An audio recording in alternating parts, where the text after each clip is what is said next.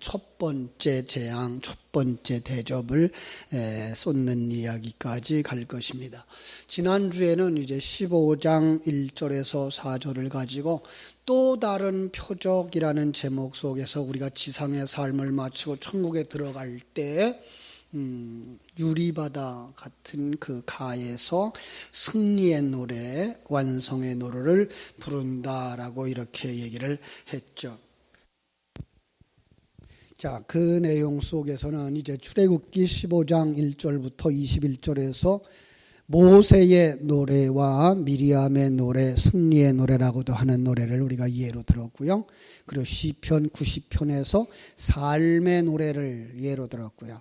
신명기 32장에서 경고의 노래를 이렇게 들었고요. 그리고 요한계시록 15장 2절로 4절에 있는 이야기를 모세의 노래를 그대로 가져왔는데 뭐라 그래요? 모세의 노래 그리고 어린 양의 노래라 이렇게 이야기를 했다고 그랬습니다. 그 속에서 찬양한 것이 전능하신 하나님을 찬양하는 것이었고요. 그리고 만왕의 왕이고 만주의 주가 되신 분을 의롭다 참되다라고 찬양을 했고요. 그분은 거룩하시다 그랬고 오직 그분만 경배받기에 합당하다 그랬습니다. 그걸 정리하면서 뭐라 그랬어요? 그게 누구의 모습?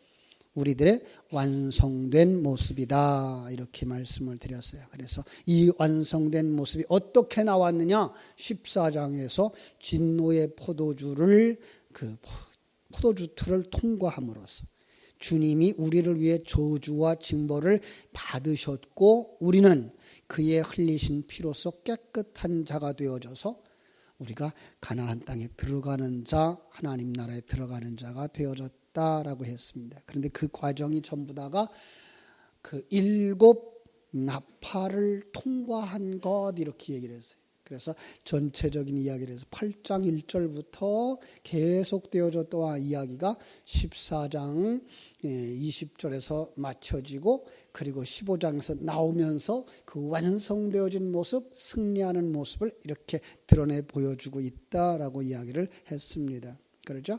그러면서 거기서 끝나고 19장으로도 연결되어져도 될 이런 성경이다 그렇게 얘기를 했어요. 6장부터 18장까지의 내용 속에서 7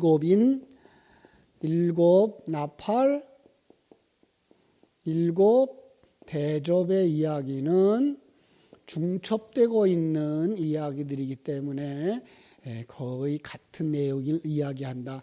여기서도 바로 19장으로 넘어가도 되고 여기에서도 19장으로 넘어가야 되고 뭐 여기는 마땅히 18장에서 끝나니까 19장으로 넘어가겠죠. 이런 그림을 그려서 이게 완성되어진 모습을 우리에게 그려주고 있는 거구나라고 우리가 살펴볼 수 있다라고 말씀을 드렸어요. 그렇죠? 자, 많은 신학자들이 그 신학을 따르는 목사님들이 이 부분을 역사 속의 어느 시점에서 발생할 사건이라고 해석하기를 좋아합니다. 이런 사람들을 이제 전천년주의자들이라고 얘기해요. 이걸 갖다가 뭐 세대주의적인 전천년자나 또 이제 역사적 전천년설을 주장하는 자나 똑같아요. 거의 다 이 땅에서 이런 징계와 환난들을 통과하고 그리고 이 땅에 천년 왕국이 빚어질 거다라고 이야기를 해요. 이 땅에서. 저희의 생각은 우리의 신앙생활하는 과정 그 시간이 천년 왕국 속에 살고 있는 거다. 그래서 교회 시대 천년설을 주장한다라고 얘기를 했어요. 그죠? 자, 아마도 그렇게 내일 그런 일이 일어날 줄 모릅니다. 아마 북한에서 핵폭탄을 터뜨리면 이게 바로 아마겟돈 전쟁이 될 건지도 모릅니다. 라고 얘기를 하면 우리가 성경을 보면서 더 긴장을 할 수 있을지는 몰라요. 그런데 그런 전쟁이 일어난다 그러면 그건 어디서 일어나는 거예요? 내 밖에서 일어나는 일들이에요. 나라와 나라에서 일어나는 일들이고요. 그죠? 그런 것들 속에서 우리는요, 자기가 정결하게 되어지고 있는 영적 싸움을 소홀히 할 수 있기 때문에 제 관점은 이 모든 싸움들은 우리 속에서 일어나는 영적 싸움인데 그 영적 싸움이라고 하는 것이 곧바로 얘기해서 하나님의 영과 우리 안에 있는 옛사람의 싸움이다라고 이렇게 말씀을 드리고 하고 있습니다. 그죠? 자, 더 나아가서 이러한 일들은 나의 신앙의 과거, 현재, 미래를 담고 있는 내 생명의 책이다라고 하는 것 여러분들이 기억해야만 됩니다. 왜냐 그렇죠? 이 요한계시록은 소아시아의 7 교회가 당시 로마라고 하는 나라의 핍박을 받았어요. 기독교 신앙 때문에 로마 정부에 순복하지 아니하였기 때문에 그들을 핍박하고 있을 때 고난당하고 있는 이들을 향하여서 위로의 편지와 격려의 편지이며 그들이 신앙이 완성되어지고 가고 있는 길에 보조가 될 수, 도움이 될 수 있도록 이렇게 책을 보내준 거거든요. 그러니까 이 성경을 보면서 그들은 우리가 지금 만난 이 환경이 이 상황 속의 한 부분이구나를 깨달아 알았어야지 성경을 읽으면서 이거는 우리 다 죽고 나서 한 1000년쯤 2000년쯤 지난 다음에 발생할 일일 거야 그랬으면 그들은 자기들의 생활 속에 아무 도움이 안 돼요. 그죠? 또 마찬가지예요. 우리들도 이 성경을 읽으면서 이건 내 생활이야. 내 삶 속에 일어나는 하나님의 일하심이요. 복음이 역사하는 거야. 성령이 역사하는 거야. 그러면 우리의 속에 있는 옛사람이 무너지고 세상을 향하여 가고 있던 우리의 발걸음이 하나님께로 향하여 돌아가게 하는 거야를 깨달아 알 때 성경을 보면서 누구의 삶을 점검해요? 자기의 삶을 점검하게 되는 거죠. 바로 그래서 성경은 내게서 일어나는 일이라고 보는 것이 더 좋습니다. 왜냐하면 구원이라고 하는 부분을 우리가 한 번쯤 다시 정리를 했으면 좋겠어요. 구원. 우리가 성경 창세기로 돌아가 보죠. 창세기 1장 1절에 이렇게 말하죠. 태초에 하나님이 천지를 창조하시니라. 자, 이런 글씨만 우리가 한글만 보면 이건 지금도 창조하고 계시는구나라고 볼 수 있어요. 그런데 이 창조하시느니라라고 하는 단어가 이 완료동사예요.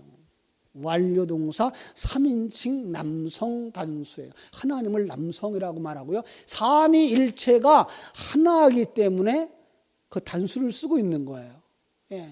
하나님은 항상 단수를 쓰고 있어요. 왜냐하면 삼위일체이기 때문에 그래요. 그리고 남성 단수를 쓰고 있고요. 그런데 그분이 어떻게 하고 있어요? 이미 창조했다라는 거예요. 왜 그런 얘기를 하고 있죠? 1장 2절을 이야기하고 싶어서 그래요. 1장 2절에 뭐예요? 그 1장 2절에 보면 땅이 어떻게 돼요? 하나님이 창조했는데 땅이 공허하고 혼돈하고 흑암이 깊음 위에 있는 곳, 그죠? 이렇게. 여기 어떤 거예요?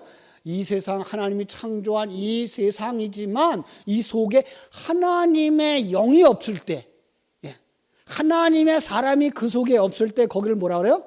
이걸 어둠이라고 말하고 이걸 죄라고 말하죠. 이 죄라고 말하는 건 에레미야서 4장 22절, 23절을 추론해보면 이게 죄구나. 뭐가 죄예요? 하나님의 생명이 없는 것. 그러니까 하나님 떠나서 내가 주인 되어져 살고 있는 것이 죄라고 하는 거예요. 그렇게 사는 사람이 죄인이라고 하는 거예요. 그런데 로마서 3장 23절은 뭐라 그래요? 의인은 없나니? 하나도 없대요. 그러니까 시간과 공간 세계 속에 하나님의 영이 들어오기 전에는 여기엔 뭐예요?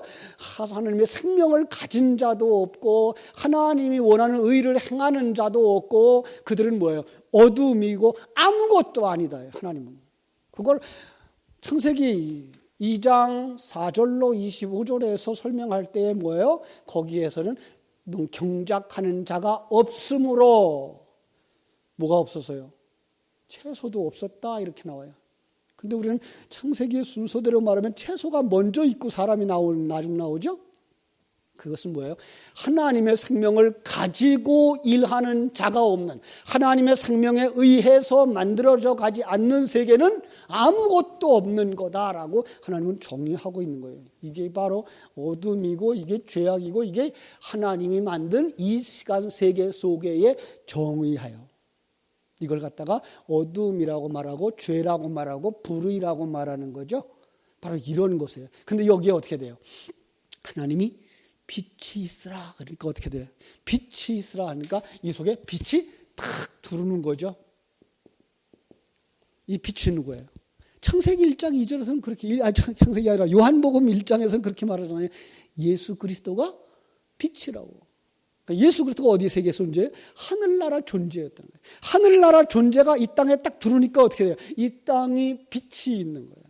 그런데 그 빛은 이제 점점 어둠을 물리치기 시작해서 요한계시록 22장에 가보면은 어둠이 없고 뭐만 있어요? 환한 빛만 있는 것. 거기에가 온전히 하나님의 세계인 것을 우리에게 알게 해주는 거죠. 이게 하나님의 창조인 거죠. 그래서 이 여기에서부터 이제 천지 창조는 시작되어진다라고 얘기를 하는 것이고요. 이 모습을, 이 타락한 모습을 성경은 어떻게 얘기하더라고요? 3장에서, 창세기 3장에서는 선악과를 누구에게 속아서 따먹어요? 예, 뱀이라고 하는 존재에게 속아서 따먹어서 누가 주인이 되어져요? 누가 왕이 되어져요? 나는 왕이라는 존재가 생겨나더라는 거죠. 이게 뭐예요? 이게 어둠이라는 거예요. 이게 죄라고 하는 거예요. 자, 4장에 가보면은요, 4장, 5장에서는요, 그렇게 어둠의 사람들이, 나 중심의 사람들이 내가 살기 위해서 행하는 모든 행위가 뭐라고요? 살인이라고 말하는 거예요. 4장, 5장에서. 예.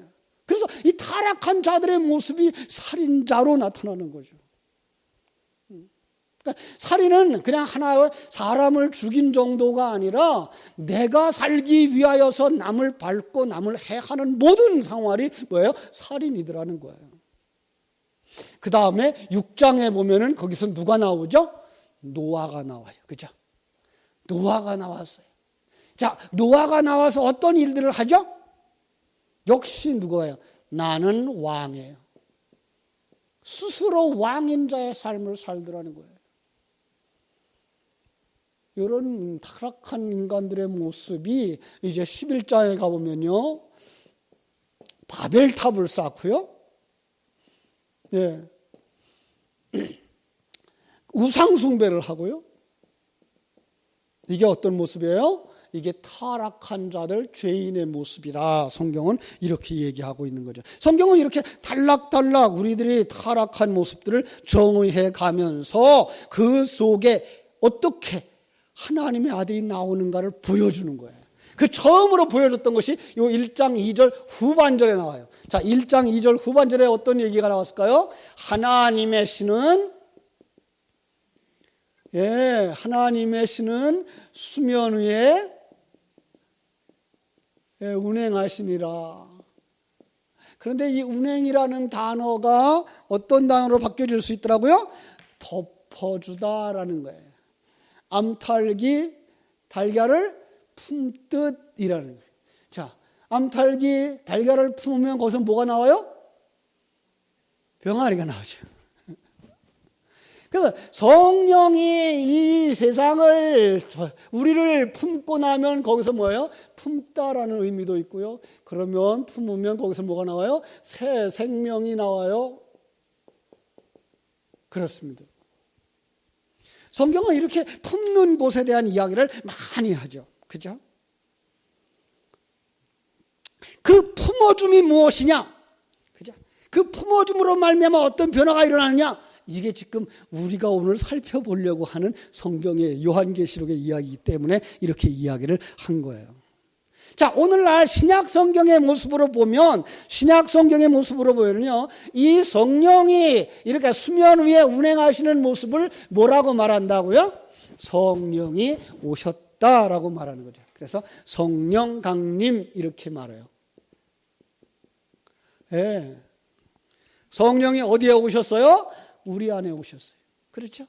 우리 안에 오시면 성령이 우리 안에서 어떤 일을 하실까요? 성령이 우리에게 어떤 일을 하실까요? 우리를 거듭나게 하셔요. 여러분, 거듭남이라고 하는 말의 전제가 뭐예요? 이 거듭남이라는 말은요, 또 다른 말로 말하면 부활이에요. 이 거듭남이나 부활이라고 하는 그 단어의 전제가 뭔가 하면 죽음이에요. 죽었던 자가 살아나는 걸 부활이라고 말하고요, 죽었다가 살아나는 걸 거듭남이라고 말하는 거죠. 그러니까 그 일을 누가 하신다고요? 성령이 하신다고요. 그러니까 우리가 이 세상에 생명을 가지고 살아가는 정도가 아니라 하나님의 생명으로 다시 태어나는 걸 거듭남, 하나님의 생명을 가지고 살아가는 자를 부활했다라고 말하고, 이때부터 우리를 뭐라 그래요? 하나님의 아들이라고 말하는 것을 우리는 알게 되는 거예요. 그렇습니다. 여러분은 하나님의 아들이 맞습니까? 네, 그렇습니다. 어떻게 하나님의 아들이 됐죠? 하나님의 은혜로, 성령의 역사로 말미암아 거듭남으로. 예. 니고데모가 얘기했어요. 사람이 니고데모가 얘기한 거 아니에요. 예수님이 얘기했어요. 니고데모한테. 그렇죠? 주어하고 목적어가 바뀌어버렸어요. 예수님이 니고데모에게 얘기했어요. 사람이 거듭나지 아니하면 하나님 나라를 볼 수 없느니라. 하나님 나라를 볼 수 없다는 얘기는 하나님 나라에 속한 모든 것도 볼 수 없고, 하나님 나라에 속한 자가 하는 일도 볼 수 없고, 아무것도 보지 못하는 거예요. 뭐만 보는 거예요? 이 세상에 있는 것만 보는 자들인 거죠. 그렇죠? 자, 그래서 성령이 어떻게 오시느냐, 이제 우리가 지워놨네. 일곱 인, 일곱 나팔, 일곱 대접 속에서 우리가 설명을 했어요. 인이라고 하는 건 뭐라 그랬죠? 인. 왜 인을 찍어요? 네, 소유. 너는 누구의 소유냐예요. 하나님의 소유로 도장을 쫙 찍고 나니까 요 안에다가 여러분과 내 심령 속에다가 하나님의 인을 딱 찍었어요. 여러분은 누구 거예요? 하나님의 것. 그런데 여러분이 새 생명이 하나님의 것이 되고 났는데 그 주변의 것은 누구 것이에요? 이게 사단의 것이에요. 그걸 갖다 뭐라 그래요? 짐승의 표를 받은 자라고 되는 거예요. 그러니까 이 다음에 동물의 표를 받을 거다, 짐승의 표를 받을 거다, 그게 무엇일까라는 염려가 아니라 이미는 우리는 타락할 때에 누구에게 먹힌 거예요? 사단에게 먹혀버리고 사단에게 속한 자가 되고, 사단이 내 거 그러고 도장 찍은 거란 말이에요. 그런데 그 속에 누가 있었어요? 하나님이 창세전에 택한 자들이 있어서 하나님이 예수 그리스도를 보내시고 성령을 보내셔서 여러분 이마에다가 도장을 칵 찍었어요. 그래, 이마에 보이죠? 자, 그 사람은 하나님의 자녀가 된 거죠. 그죠? 두 번째로, 이 사람이 하나님의 자녀가 이 옛사람을 이기면서 살아가기 위해서 뭐 해요? 거기에다 복음을 계속 불어넣어 줬죠. 그래서 일곱 나팔은 전부 다 뭐였어요? 복음이 일하는 거예요. 복음이 일하는 거예요. 복음의 말씀이, 생명의 말씀이 우리 안에 와서, 그건 세상의 이야기구나, 그건 세상적인 관점이구나, 그건 사단적인 관점이구나, 하나님께서는 이렇게 보시는구나, 하나님께서는 이렇게 생각하시는 거구나, 하나님은 이런 걸 가치라고 여기는 거구나 라고 가르쳐 준 것이 뭐예요? 일곱 나팔을 통해서 우리에게 가르쳐 준 거예요. 자, 그런데 이제는 일곱 대접이 나오려고 그래요. 그죠? 대접은 무엇일까라는 얘기를 우리가 살펴보면요, 이 대접은 7개예요. 그런데요, 성경 구약 요한계시록에 나오는 어떤 사건들은 대부분 다 구약에 이미 사용했던 것들을 그대로 그릇으로 가져다 갔어요. 그래서 7 대접이 성전에 어디에 있을까, 신앙생활하는 그들이 어디에 있을까 살펴보니까 이렇게 된 거 있어요. 하나, 둘, 셋, 넷, 다섯, 여섯, 일곱. 우리는 이렇게 잘 그래요. 그죠? 그런데 어쨌든 뭐가 같이 보여요? 등대예요. 예. 성막 안에 있었던 등대예요. 여기에 몇 개의 그 대접이 있는 거예요? 하나, 둘, 셋, 넷, 다섯, 여섯, 7개. 여기에 뭐가 있었어요? 여기에 불이 붙어요. 불을 붙이기 위해서 뭐가 있어야 돼요? 기름이 있었어요. 예. 그래서 성경 속에서는 불도 뭐라고 상징해요? 성령의 불. 그죠? 기름도 뭘로 상징해요? 성령의 기름. 그러죠. 그래서 이것을 대접은 바로 성령을 상징하고 있는 거다라는 것을 알 수가 있는 거예요. 자, 이 출애굽기 37장 23절, 24절을 제가 읽어드릴게요. 등잔 7과 그 불집게와 또 불똥 그릇은 순금으로 만들었으니 등잔대와 그 모든 기구는 순금 1달란트로 만들었더라. 이게 출애굽기 37장 23절이에요. 여기 7등잔이 나와요. 그죠? 그러니까 이 대접이 어디서 또 보이죠? 오늘 5절 말씀 본문으로 돌아오면요 5절에 뭐라고 되어 있죠? 잘 보세요. 일 후에 내가 보니 하늘에 장막의 성전이 열리며 이렇게 되어 있어요. 그 증거, 그 장막, 그 성전이 열리며의 뜻이에요. 거기에 7 천사가 나와요. 그런데 그 누가 그들에게 대접을 줘요? 네 생물 중에 하나. 네 생물은 성자 하나님을 상징하죠. 그러니까 소요의 문답 그대로예요. 성령은 어디서 나와요? 성부와 성자로부터 나오신다라는 거예요. 그래서 성전에서 8절 하나님의 영광과 능력으로 말미암아 성전의 연기가 가득히 차매 7 천사의 7 재앙이 마치기까지 성전에 능히 들어갈 자가 없더라. 그러니까 성령의 역사로 말미암아 완성되어질 때까지는 누구도 성전에 들어갈 자가 없다. 예. 그러니까 성령의 불을 통과해서 우리 또 이제 아는 얘기로 하면 성령의 불을 통과해서 순도 몇 %가 돼야 돼요? 100%. 예. 99.99%도 안 되고 100%. 나라고 하는 그 존재가 완전히 사라져요. 내가 있는데 나는 안 보이고 뭐만 보여요? 내 안에 계신 그리스도만 보여. 그래서 하늘과 새 땅에 내가 있어요. 우리가 있어요. 예, 예수 그리스도를 본받아서 우리가 예수 그리스도이신 그 머릿돌을 본받아서 성전의 구석구석에 우리가 들어가서 성전을 이루었는데 우리의 모습은 하나도 안 보이고 그 속에 뭐만 보여요? 보석의 이름만 보여요. 예, 왜 보석만 보인다 그랬죠? 그 보석이 뭘 상징한다 그랬어요? 하나님을 묘사하는 단어들이에요. 성전이 전부 다 진주로 되어지고 황금으로 되어지고 뭐 황옥으로 되어지고 녹보석으로 되어지고 이런 얘기를 다 하지만 그건 다 누구를 상징하고 있는 거라고요? 하나님. 누구 안에 있는 하나님? 내 안에 있는 하나님. 여러분 안에 있는 하나님. 그러나 여러분 지금 여러분 속엔 누가 계시는 거예요? 하나님. 예. 그러니까 여러분 옆에 있는 사람 보고 하나님 그리면 돼요? 안 돼요? 그건 안 돼요. 그죠? 그러면 큰일 나죠. 그러나 우리는 인정해요. 그분 속에 하나님이 생명이 되셔서 일하고 계시다라는 사실을 믿어야 되죠. 그럼요. 우리는 그 사람을 함부로 대할 수가 없어요. 예. 그건 누구를 함부로 대하는 거예요? 하나님을 함부로 대하는 거예요. 왜요? 하나님이 그 사람 속에서 일하고 계시거든요. 지금까지 그 사람을 하나님이 만들어서 왔어요. 지금까지 만들어 놓은 하나님, 그 사람은 누가 만든 거예요? 하나님이 만들었어요. 그럼 그 사람 책망하면 누구 책망하는 거예요? 그러면 돼요? 안 돼요? 안 되죠. 그죠? 속이 상해도 어떻게 돼요? 참아야죠. 그렇습니다.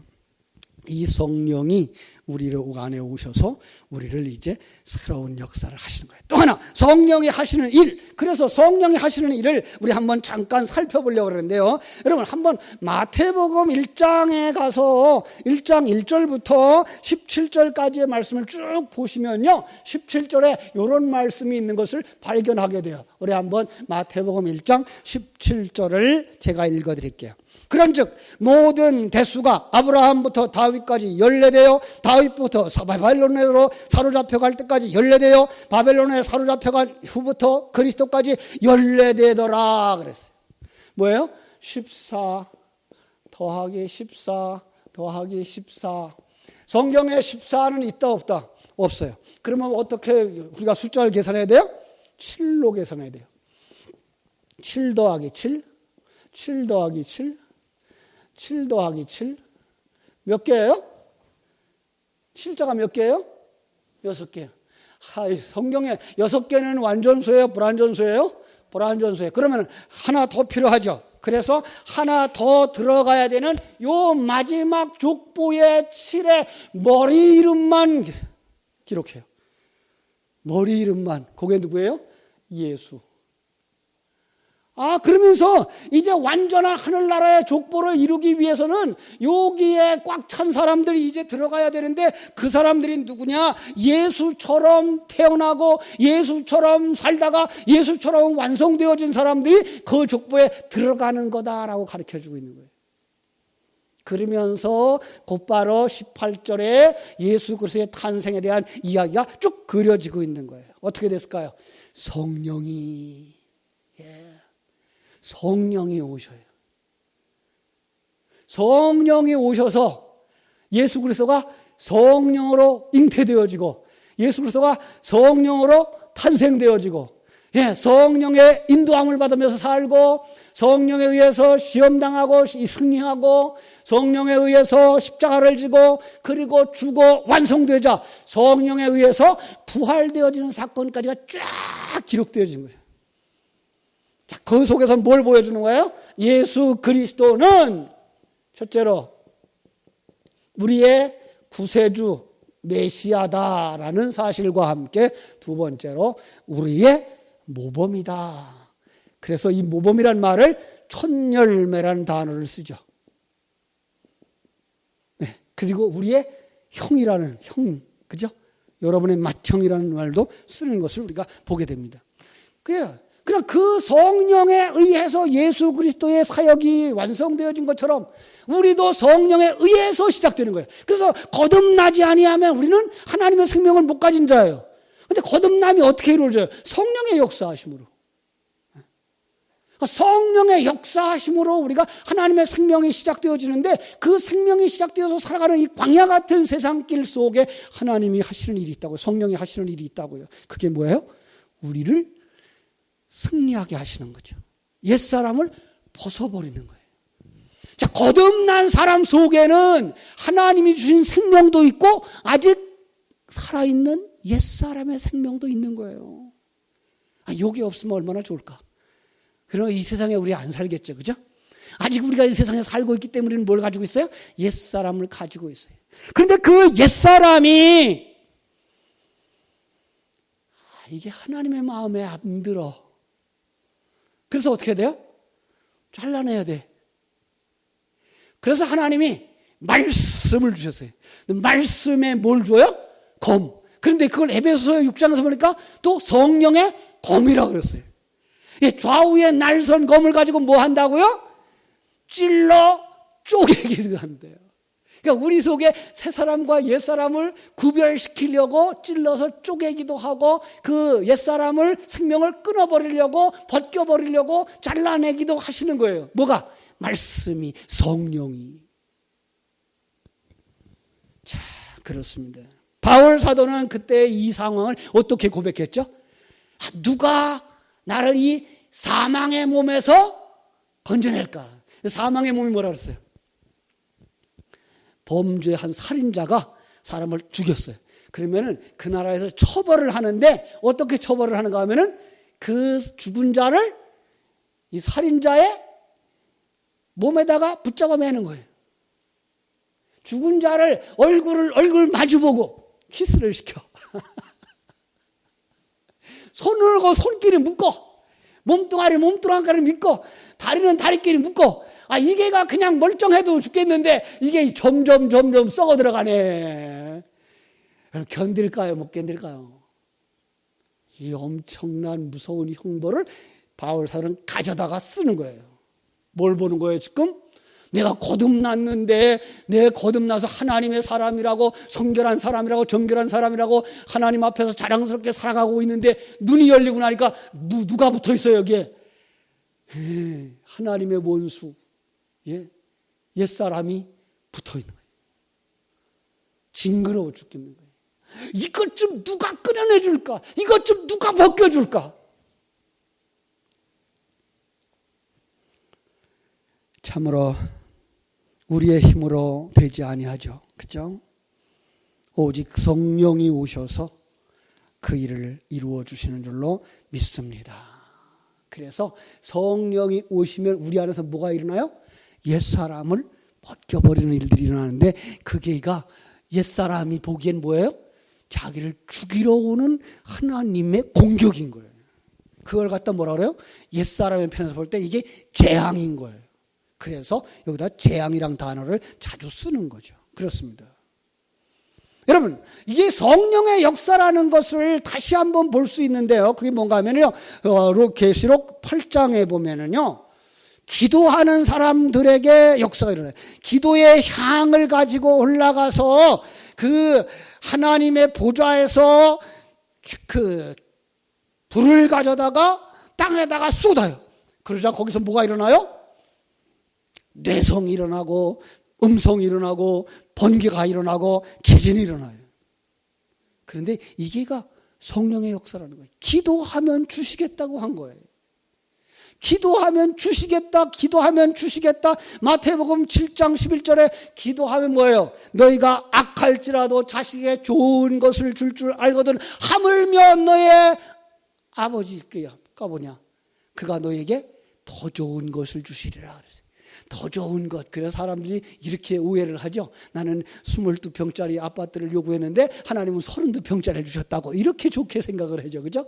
그런데 이걸 오해를 살짝 지우는 게가 누가복음 11장 11절에서 13절.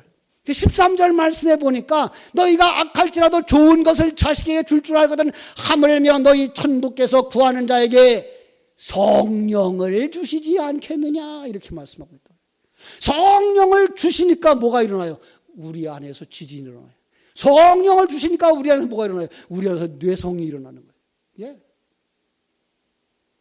그럼 그런가 안 그런가 우리 또 이제 요한계시록에 가서 봐야죠. 자, 오늘 그 16장 1절에요. 또 내가 들으니 성전에서 큰 음성이 나서 7 천사에게 말하되 너희는 가서 하나님의 진노의 7 대접을 땅에 쏟으라 하더라.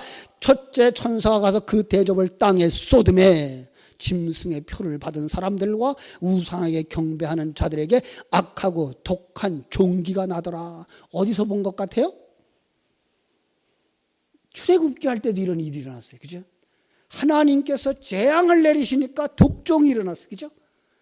근데 그게 뭘 상징하는 거냐 이 말이에요. 옛사람 뭐 하려고? 끊어버리려고. 옛사람 끊어버리려고. 그런데요, 이 재미난 것은 이 재앙이 어디에 쏟아져요? 땅에 쏟아요. 땅에 쏟아요. 그래서 땅에다 쏟는다는 얘기를 한번 찾아봤어요. 그랬더니 첫 번째 나팔을 불자 재앙이 떨어지는데 거기도 어디서 떨어지는가 하면 땅에 쏟아져요. 자, 한번 볼게요, 제가. 첫째 천사가 나팔을 부니 피 섞인 우박과 불이 나서 땅에 쏟아지며 땅의 3분의 1이 타서 사위고 수목의 3분의 1도 타서 사위고 각종 푸른 풀도 타서 사위더라. 땅에 쏟아지는 거예요. 땅. 뭘까요? 물과 대조를 이룰 때는요. 이것은 구원받은 자들이 거처가 땅이에요. 마른 땅이에요. 그러나 경작하지 않는 땅, 즉 타락한 이들의 발판도 의미하는 거예요. 세상인 거예요. 옛사람인 거예요. 성령이 임하면 이렇게 해석하는 거예요. 악하고 독한 헌대가 나요. 어디에 나죠? 짐승의 표 받은 자. 누구예요? 불신자. 근데 우리 속에 지금 오셔요. 성령이 어디에 오셔요? 저 세상에? 세상에 오지 않고 어디에 오셔요? 믿는 자들 속에 오셔요. 근데 믿는 자들 속에 짐승의 표 받은 자가 있어요. 예. 누구예요? 옛사람. 예. 이전에 우상숭배했던 사람. 아니, 아직도 하나님의 역사까지도 나만 위해서 이랬으면 하는 그 우상숭배하는 자들이 있는 거예요. 그들 속에 들어와서 뭐가 돼요? 그들의 생명을 끊어내는 모습을 우리가 보게 되는 거예요. 성령이 임하시면 그래서 뭐예요? 요한복음 16장에서 주신 말씀. 죄에 대하여, 의에 대하여, 심판에 대하여 세상을 책망하시리라. 이 세상도 뭐예요? 세상에서 나온 세상 성도들이라고 말하고 있었어요. 그렇죠? 그래서 성도들 속에서 책망하는 거예요. 뭐가 죄인지 다시 한번 가르쳐 주는 거예요. 예. 어제 새벽에서, 오늘 새벽이죠. 이사야서를 보면서도 그랬어요. 이사야가 보니까 뭐예요? 내가 망하게 된 거예요. 내가 죽게 된 거예요. 내가 부정한 자였던 거예요. 그게 뭐가 보여요? 내 속에 옛사람의 모습이 그대로 보이는 거예요. 내 속에 새 생명이 들어오고 나니까 내 속에 옛사람이 보이는 거예요. 그거 어떻게 하자고요? 끊어내자고요. 벗어내자고요. 잘라버리자고요. 그 일을 첫 번째 나팔 시작했어요. 두 번째 나팔도 계속될 것이고요. 7번째까지 나팔까지 계속될 건데 그게 한 장 한 장 가면 갈수록 더 실감 있게 전쟁의 모습으로 나타나고 있어요. 자, 여러분 기억하시면서 성령의 역사가 일어나면 그저 우리는 좋은 일만 일어나는 것이 아니라 옛사람, 내가 즐거워했던 것들을 끊어내고 내가 잘못 봤던 것 바르게 보고 내가 하나님의 사람으로 온전케 되어져 가는데 방해거리를 하나님이 끊어내시는구나. 이게 전쟁이구나 라고 하는 것 깨달아 알게 되어질 줄로 믿습니다. 벗겨버리는 방법, 그건 뭐예요? 진리를 되새김질해야 되는 거예요. 그래서 진리의 나팔 소리를 불어야 돼요. 진리의 나팔을 불 때 가장 먼저 듣는 사람은 누구? 나. 예. 그래서 우리는 마음판에다가 새기는 것은 뭐예요? 진리의 나팔을 부는 거예요. 복음을 전하는 거예요. 말씀을 전하는 거예요. 두 번째로 우리가 그렇게 되기 위해서 어떻게 돼요? 성령의 충만함을 받아야 돼요. 그죠? 그 이제까지 알고 있었던 지식들이 뭐가 돼야 돼요? 생명이 되고 능력이 되셔야 돼요. 그죠? 그래서 하나님이 기뻐하는 그 삶을 살아낼 수 있을 때 하나님이 우리 속에서 옛사람을 무너뜨리고 새사람을 완성시켜 그리스도의 곁에 신부로 세워주실 줄로 믿습니다. 기도하겠습니다. 하나님 우리 아버지, 하나님의 크신 은혜와 사랑을 감사하고 감사합니다.